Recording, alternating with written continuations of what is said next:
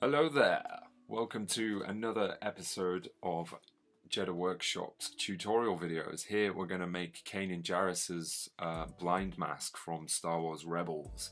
I absolutely love Rebels, I love Kanan, I love everything about it, I love Bendu, I love how he uses the Force to see, it's just incredible.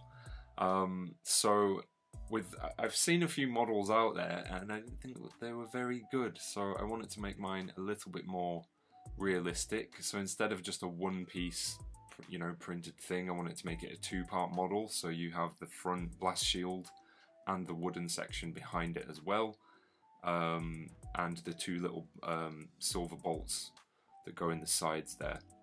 So when you start out, if you've got a kit from me, you'll have these parts, and before I start filling in any lines or anything, I just go around, I remove all the support material, and where the supports have been will leave kind of jaggedy, sharp edges.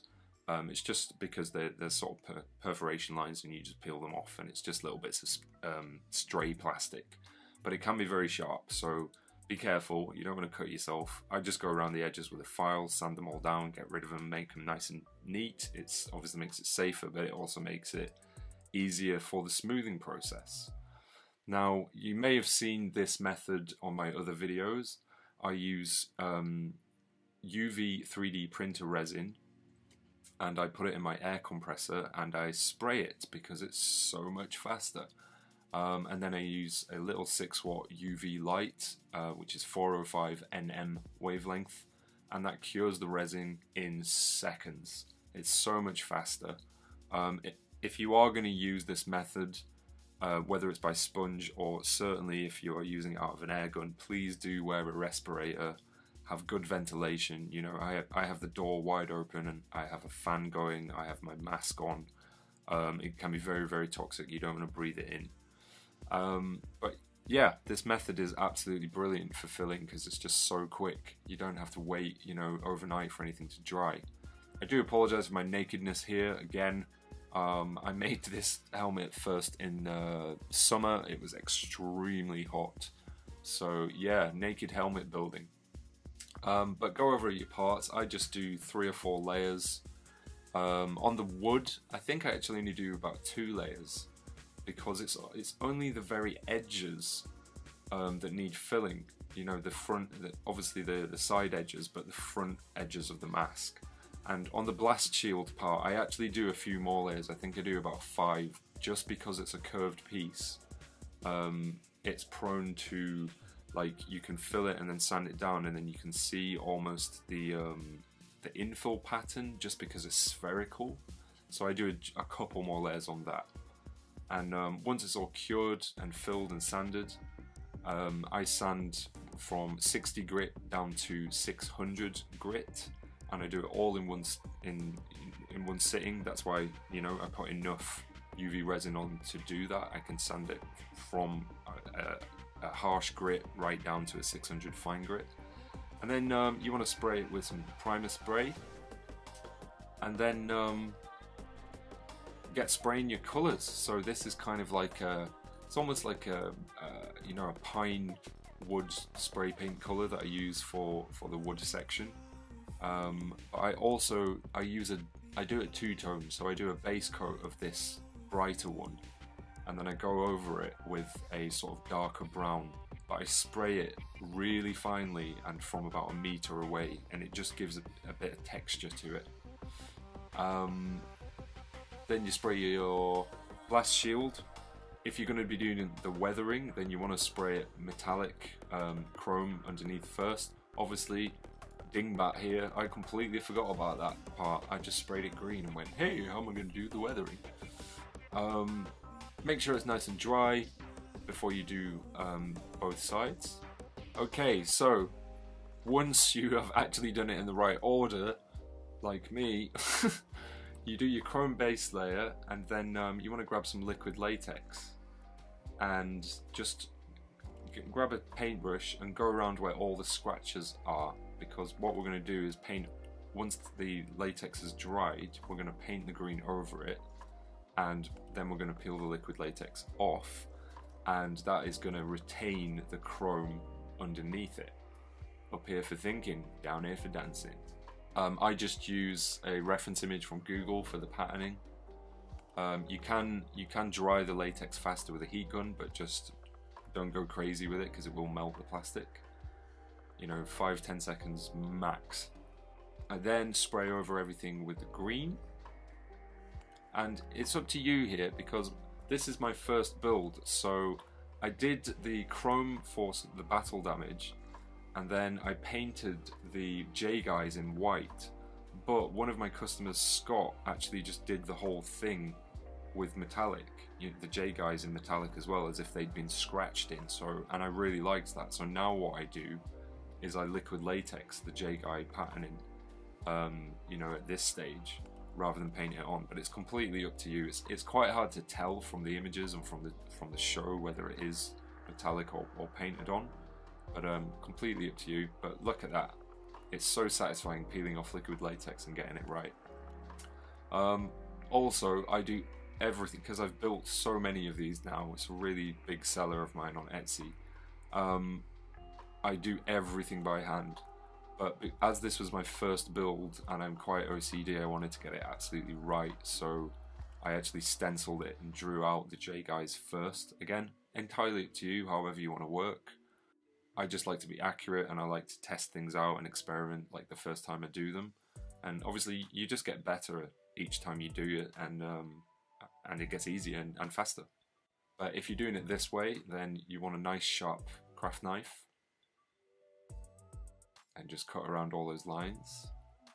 And then once I've peeled all my stencil off, I then went in with a little bit of liquid latex as well, just to give a bit of weathering to the paintwork, and then spray it over in white. Done. Okay, so once you've got everything painted and you've glued the blast shield to the wood, I just use normal super glue. I just do a bunch of dabs basically. It's time for a bit of weathering, so I'm just using the dry brush method here, which is basically black acrylic paint watered down, and you brush it on, and then you just wipe it straight off with some kitchen roll. Make sure you get into all the little grooves, otherwise it's not going to do much. You basically want to get the paint into, you know, all the bits where it would naturally accumulate dirt and grime. I also go over the blast shield and the white because it just helps dull everything down, weather it in, make it not so shiny and new. I'm also going to do a bit more fine-tune weathering as well. This step is completely optional to you. Use my airbrush, so just a bit of black acrylic airbrush paint mixed with a bit of thinner, and basically I'm just going to go around the very edges of the blast shield helmet itself, just to give a bit more kind of tonality to it. Again, this step is completely optional to you. What I have started doing, if you don't have an airbrush and you are very, very careful, is before you attach the blast shield to the wooden part, I use some black spray paint sprayed from really far off, and a really very light coat just on the very edges of the helmet. Basically replicates this step, but you have to be super careful, you know, otherwise you'll end up with a black helmet. So he is looking pretty much ready. Then what you want to do is grab some matte lacquer. This Rust-Oleum chalky finish lacquer, it's the first time I used it, and it's rubbish. I don't recommend it at all. And it's weird because Rust-Oleum products are normally like top class, but I'd run out of my normal stuff and just went to the shop to buy this because I couldn't be bothered waiting for Amazon to deliver it. And yeah, I got a horrible paint reaction from this stuff. Just wasn't good at all. So I recommend High Coat matte lacquer, which you can get from Amazon. But spray around it, spray both sides. That's going to help seal all your paintwork in. And then you'll have seen me use this method on the Asajj Adventurous Bounty Hunter helmet. This is a chrome paint pen, and when you spray matte lacquer onto anything that's chrome, it just dulls it. And obviously we've weathered it down and all this stuff. But if you go around the edges with a chrome paint pen, what it does is it brings back a highlight, like a glimmer. It catches the light and it just helps the realism, and it helps to just make it look like, you know, nice worn down metal. You can see the paint reaction there on the top corner of the helmet. There's kind of weird veins. That's what the Rust-Oleum did. Not happy with that at all. So I think what I did is just sand it down with a bit of maybe 400 and then 600, and then just repainted it basically. It's annoying, it's painful, but yeah, learn from my mistake. I do not recommend Rust-Oleum chalky finish lacquer. Sometimes certain lacquers react with different paints. So obviously this has spray paint, but it also has acrylic black weathering paint on it as well. Maybe it was a reaction with that, I don't know. You just randomly discover these things and then don't do them again, basically. So as well as the painting the J guys on afterwards, I thought I'd just show the process with the latex as well. So it's exactly the same. You spray the blast shields silver chrome first, grab your liquid latex. You do all the normal scratchy weathering, but also you do the J guys. And as you can see, I'm not using any stencil here. I'm just doing it completely by eye. It depends how, you know, confident you are with painting or drawing. Completely up to you, but I find it's just way easier to do it this way, and it looks better. Just be careful with the liquid latex because it can run. So obviously clean those bits off before you paint it. Just double check everything before you spray it. But yeah, I find this method is just way faster and has a really nice effect. So thanks, Scott.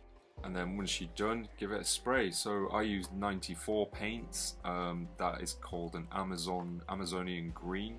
It is absolutely the perfect shade for it, I think. And don't forget to do your little bolts. Now, to retain the shininess of the bolts, what I do is I fill them, sand them, primer them, spray them silver, then gloss lacquer them, and then wait till that dries. Just before it dries and it's still tacky, I spray with silver again, and that brings the chrome back. So this is me using the method without the airbrush. It's just using a bit of black spray paint sprayed from really far away, just on the edges.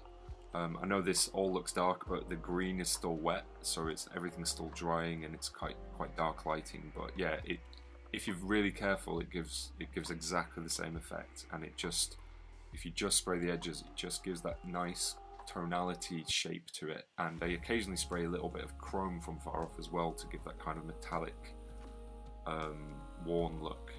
And here's the best part: is just peeling off liquid latex, and it's just so satisfying. Look at that, it looks real. It looks real, because it is real.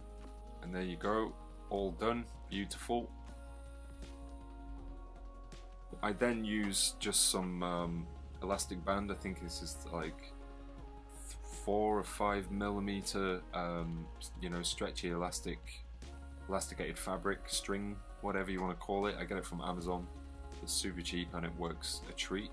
What you might want to do is when you put the bolts in, if you have a drill, you might want to drill a little nook out of the circle just to allow the elastic string to sit in, and then it sits in all nice and snug. And again, with the liquid chrome pen, this is just exactly the same method. I'm just showing you the 2 different versions of the helmet, of the mask. One is with metallic liquid latex chrome J guys, and the other is painted on. But yeah, as you can see on here, the chrome pen really does add to the authenticity of it.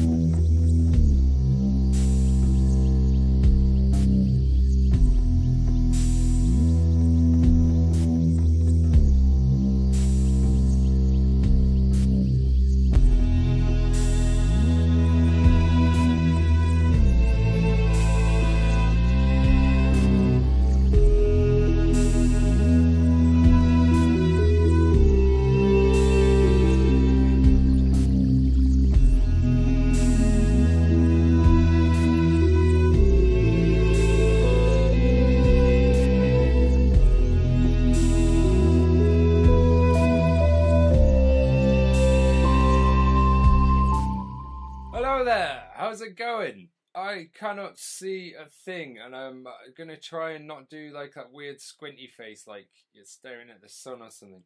I do have my eyes open, but it's weird. If I go like this, I can kind of see.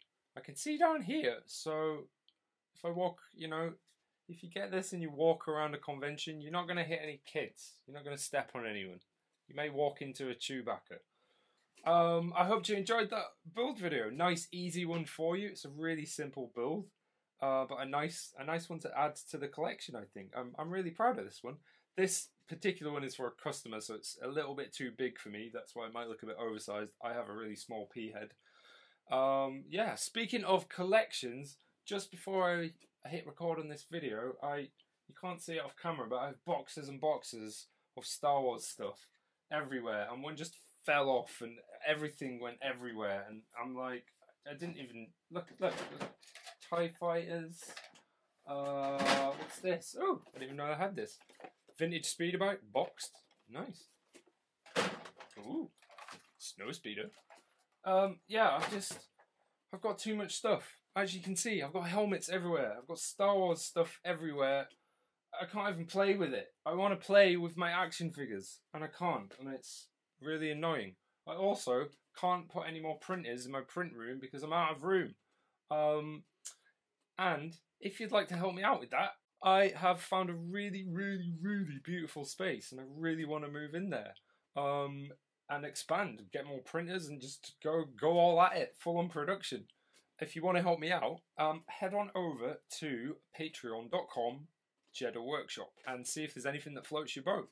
Basically, there's just loads of different tiers for different people. You can support me for £1. You can support me for £8 a month, and if you have a 3D printer, you get to choose any file every single month. It's basically half price, and you get regular helmets to build. Am I doing that squinty face? If you don't have a 3D printer and you just like building props, is the Jedi Knight tier. You get any helmet of your choice every 6 months, and you get one to start off with. And it's basically super cheap, and you get discounts and free stuff, and you get access to my lovely makers group on Facebook, which is filled with, guess what, lovely people. I really am doing squinty face, it's weird. I know there's a camera there, I know you're there, but I can't see anything. I'm just looking like down, and it feels weird. I'm just going to try and do a normal face. Yeah. Oh, what else? There's a sale on. Did I mention that? January sale, 20% off everything. It's the biggest sale I've ever done. Not even kidding. If you want a DIY helmet kit, it is 20% off, and all the 3D files, everything. But it ends at midnight on the 31st of January, so you have to get in quick, because then the price just goes back up, doesn't it? That's how it works. Also, I have 3 brand new designs coming this month. I went a bit crazy on the design front. I'm quite excited about these. Basically, I do new designs every single month. It's normally just 1 or 2, but this month I did 3. So yeah, have a look on my website, jediworkshop.co.uk, and see if there's anything you like. If you want to print stuff because you have a printer, if you want to build stuff because you don't have a printer, if you just like looking at Star Wars stuff, head on over. And oh, there's a competition as well, because one of my tiers, the Jedi Knight tier, in fact, has the option with your first kit, as soon as you join, you can keep that kit, or you can pay it forward and gift it to someone who has never built a helmet before, ever. Just basically to get more people in the community to build helmets, because every one of my patrons is like such nice, amazing, beautiful people, and we all talk about the benefits of helmet making, of doing like crafty, arty, crafty stuff, because it's so good for your mental and your emotional health. It just chills you out. It stops you stressing about the craziness of the world, and you just build cool stuff. So anyway, there's a competition. If you head on over to my Instagram, follow me on there, basically you win that DIY kit. It's by one of my lovely patrons, Olden Inked. He's an amazing helmet builder and a lovely chap, so thank you so much for doing that, dude. Follow me on the Facebooks. Subscribe to the channel if you haven't already. Hit the bell so that you'll be notified when I actually produce new helmet building videos. Stick a comment down below if you liked it. Like it if you like it. Dislike it if you dislike it. Is there another option, like a maybe? I don't think there is there? Just say whatever you want to say and do a squinty face. Okay, I've been Ash from Jeddah Workshop. Thank you so much for watching. Thank you for liking and subscribing and following me and messaging and ordering and everything you do. Thank you for just generally being an awesome human being individual on planet Earth right now. It's cool, huh? I love it. Okay, namaste. This is the way. Oh my god. There you are. Peace. Doesn't sound so bad to me.